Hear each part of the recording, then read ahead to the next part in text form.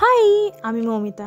তোমাদের সকলকে most welcome আমার নতুন একটা ভিডিওতে। আচ্ছা, তোমরা কি জানো কুচবিহার থেকে মাত্র 40 কিলোমিটার দূরে রয়েছে একটা দারুণ অফবিট ক্যাফে।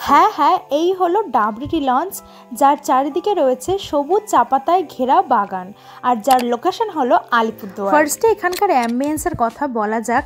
ডাবরিটি লঞ্চের অ্যাম্বিয়েন্স ইজ সো প্রিটি। বিভিন্ন ধরনের ফুল পাতা দিয়ে খুব মিনিমালভাবে সাজানো।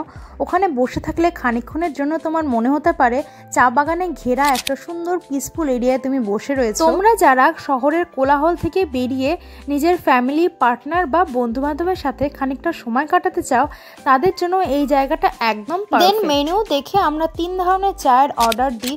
এখানে বিভিন্ন ধরনের নানা রকমের ভ্যারাইটি অফ চায়ের অপশন তোমরা পেয়ে যাবে।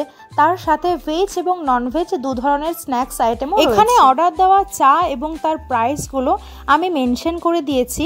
আশা করি তোমরা দেখে খানিকটা আন্দাজ করতে পারবে কেমন কি বাকি সবের প্রাইস আছে। চা প্রেমীদের জন্য আর একটা কথা বলে রাখি, এর পাশেই রয়েছে একখানা দোকান যেখান থেকে তোমরা বিভিন্ন রকমের নানা ফ্লেভারের চা পাতা কিনতে পারবে।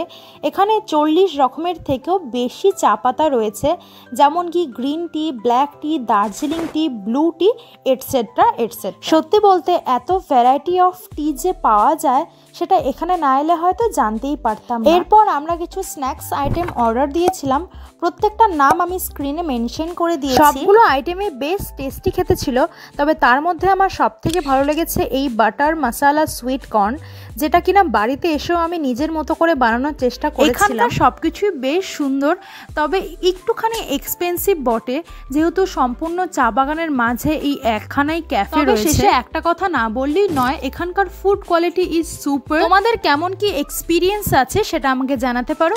ওকে, বাই।